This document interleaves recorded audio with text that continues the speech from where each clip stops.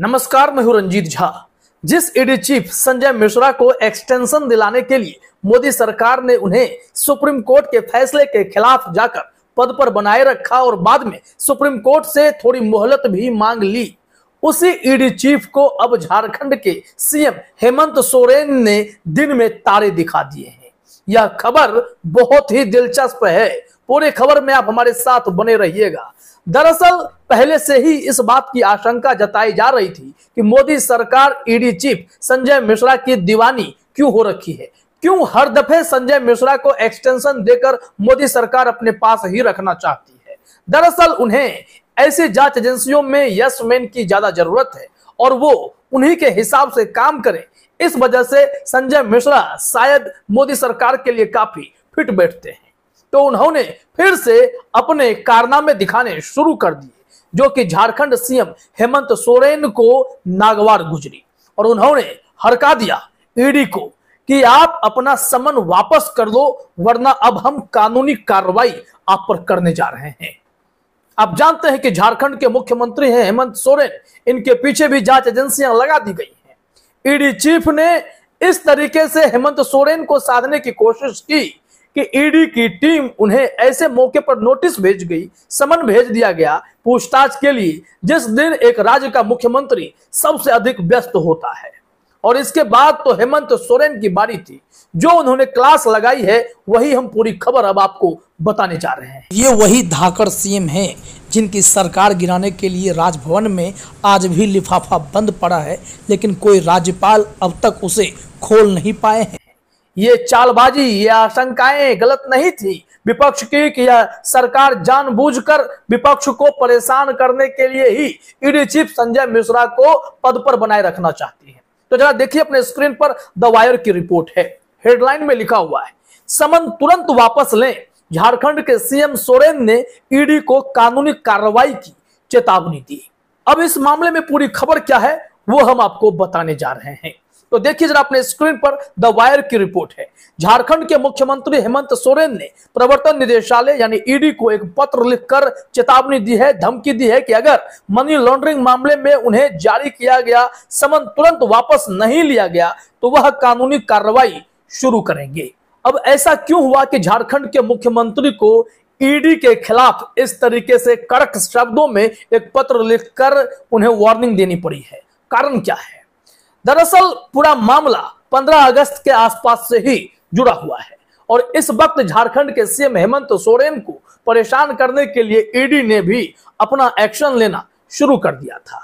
इसी पर जो गुस्सा फूटा हेमंत सोरेन का, तो ईडी चीफ को भी दिन में तारे दिख गए होंगे कि आप हर वक्त विपक्ष को डरा नहीं सकते। खास करके सरकार में बैठे व्यक्तियों को परेशान करने की जो एक मुहिम जांच एजेंसियों के द्वारा छेड़ दी गई है, उस मुहिम पर भी ब्रेक लगाई जा सकती है अगर सरकारें सख्त हो जाए तो।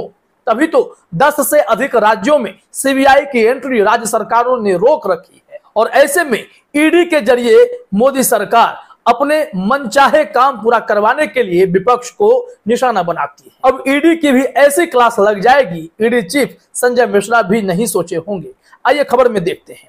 यहां बताया गया है कि केंद्रीय जांच एजेंसी ने धन शोधन निवारण अधिनियम पीएमएलए एक्ट, आप जानते हैं कि पीएमएलए के तहत अपना बयान दर्ज करने के लिए सोरेन को सोमवार 14 अगस्त को रांची में अपने क्षेत्रीय कार्यालय में उपस्थित होने के लिए कहा। हालांकि उन्होंने इसे नजरअंदाज कर दिया और आरोप लगाया कि समन दुर्भावना से प्रेरित है और लोकतांत्रिक रूप से चुनी गई सरकार को अस्थिर करने की राजनीतिक साजिश का हिस्सा है। यह टेलीग्राफ में ये बातें रिपोर्ट हुई थी। उसके बाद फिर देखिए द वायर की रिपोर्ट पर आते हैं। द वायर ने इस मामले को आगे बढ़ाते हुए जो जानकारी दी है अपने स्क्रीन पर देखिए। जैसा कि द वायर ने पहले रिपोर्ट किया था, मुख्यमंत्री को राज्य में कथित रक्षा भूमि घोटाले में उनकी कथित संलिप्तता के लिए पूछताछ के लिए बुलाया गया था। उन्हें 7 अगस्त को समन जारी किया गया था। दरअसल यह दूसरी बार था जब सोरेन को 1 साल से भी कम समय में मनी लॉन्ड्रिंग मामलों के सिलसिले में केंद्रीय एजेंसी ने तलब किया था। राज्य में कथित अवैध खनन से जुड़े एक अन्य मनी लॉन्ड्रिंग मामले में ईडी ने पिछले नवंबर में भी उनसे पूछताछ की थी और फिर से इन्हें समन भेज दिया गया। इसके बाद हेमंत सोरेन ने क्या किया वो समझना होगा। सोरेन ने पत्र में समन के समय और जिस दिन उन्हें पूछताछ के लिए बुलाया गया था उस पर सवाल उठाया। आपकी तिथि का चुनाव अधो हस्ताक्षरी सोरेन के लिए कोई आश्चर्य की बात नहीं है। आप और आपके राजनीतिक आका इस बात से पूरी तरह से परिचित हैं कि मुख्यमंत्री होने के नाते नीचे हस्ताक्षर करने वाले को राष्ट्रीय ध्वज फहराना है। स्वतंत्रता दिवस समारोह की तैयारियां एक सप्ताह पहले से शुरू हो जाती हैं और 14 अगस्त इसके लिए एक महत्वपूर्ण दिन है, जब कई बैठकें पूर्व निर्धारित होती हैं। उपरोक्त समन जानबूझकर किया गया है और न केवल अधो हस्ताक्षरी बल्कि निर्वाचित सरकार की प्रतिष्ठा को धूमिल करने के लिए साजिश का हिस्सा है। सोरेन ने पत्र में कहा, जिसे उन्होंने रांची कार्यालय में ईडी के सहायक निदेशक देवव्रत झा को संबोधित किया था, यानी ईडी के असिस्टेंट डायरेक्टर को, और जो ईडी के चीफ डायरेक्टर हैं संजय मिश्रा तक तो यह बात पहुंची होगी। बिना उनके अनुशंसा के, बिना उनके गाइडलाइंस के कोई काम तो होता नहीं है। तो संजय मिश्रा को भी दिन में तारे दिखाई पड़ने लगे और इस वक्त देवव्रत झा, जिनको डायरेक्टली संबोधित किया हेमंत सोरेन ने, उन्हें भी पता चल गया होगा कि एक मुख्यमंत्री से इस तरीके से पेश आना कितना गलत है। क्योंकि ईडी अपना काम जरूर करती है, लेकिन टारगेटेड वर्क, जिसमें उनका मकसद होता है कि विपक्ष को कैसे अस्थिर कर दिया जाए, विपक्ष शासित सरकारों को कैसे तोड़ मरोड़ करने की कोशिश की जाए, ये सारे काम ईडी के द्वारा कराए जाते हैं। और भाजपा के नेता तो सदन तक में बोलते हैं कि ज्यादा मत बोलो, नहीं तो ईडी तुम्हारे घर भी पहुंच जाएगी। अब इसका मतलब क्या है? ईडी के सहारे लोगों को डराने धमकाने की कोशिश, लोकतंत्र को कुचलने की कोशिश, अब तो संविधान बदलने का भी शगुफा छोड़ दिया गया है। काफी हैरान करने वाला है यह मामला। अब आगे आते हैं इसमें क्या कुछ कहा गया है। इसके बाद उन्होंने जांच एजेंसी को चेतावनी दी कि अगर उन्हें जारी किया गया समन वापस नहीं लिया गया तो उनके खिलाफ कानूनी कार्रवाई की जाएगी। अधो हस्ताक्षरी आपसे उपरोक्त समन को तुरंत वापस लेने का आह्वान करता है, अंडरसाइंड की जिसको बात कहते हैं, अन्यथा अंडरसाइंड कानूनी उपचार लेने के लिए बाध्य होगा। अधो हस्ताक्षरी जो है वो आपके ऊपर कानूनी कार्रवाई करने के लिए एकदम से बाध्य हो जाएगा।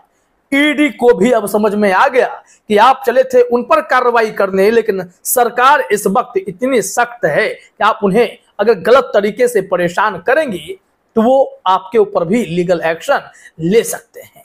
क्योंकि हेमंत सोरेन ने मना नहीं किया कि हम पूछताछ में नहीं आएंगे, बल्कि उन्होंने उस टाइमिंग को लेकर, उस दुर्भावना को लेकर सवाल खड़े किए जो ईडी की तरफ से किए जा रहे थे।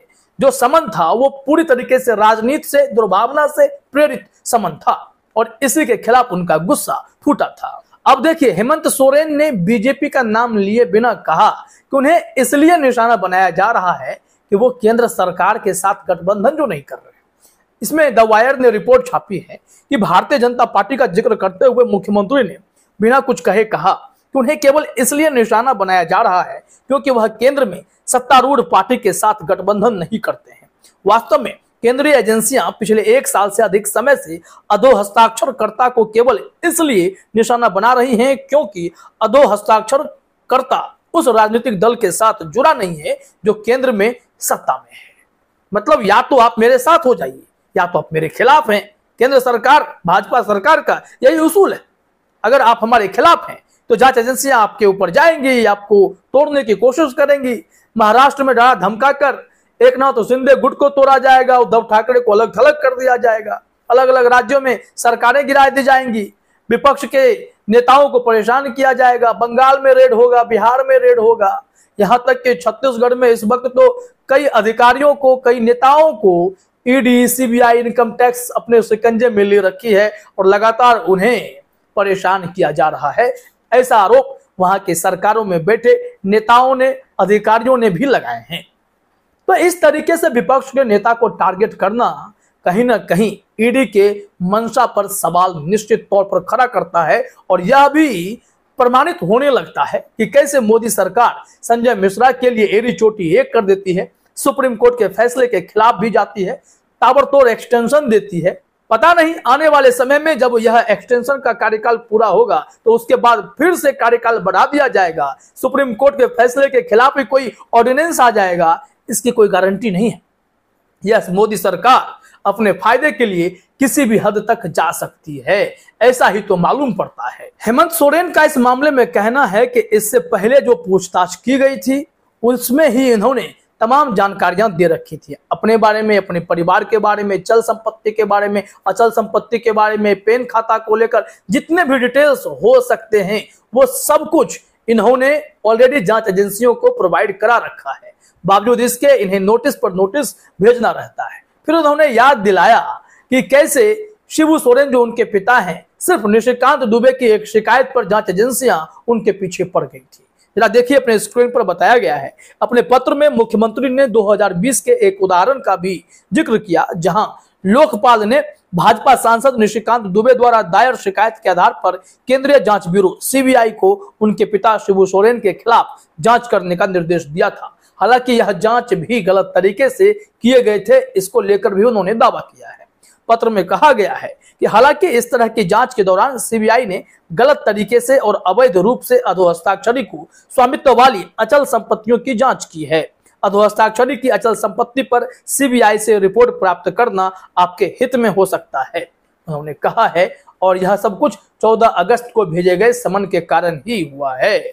और इस तरीके से झारखंड के सीएम हेमंत सोरेन ने पानी सर से गुजरता देख ईडी को ही हड़का दिया है, चेतावनी दे दी है कि आप अपनी हरकतों से बाज आ जाएं, नहीं तो अब हम आपके ऊपर लीगल एक्शन लेने जा रहे हैं। फिलहाल इस वीडियो में इतना ही। आप सभी का हमसे जुड़ने के लिए बहुत बहुत धन्यवाद।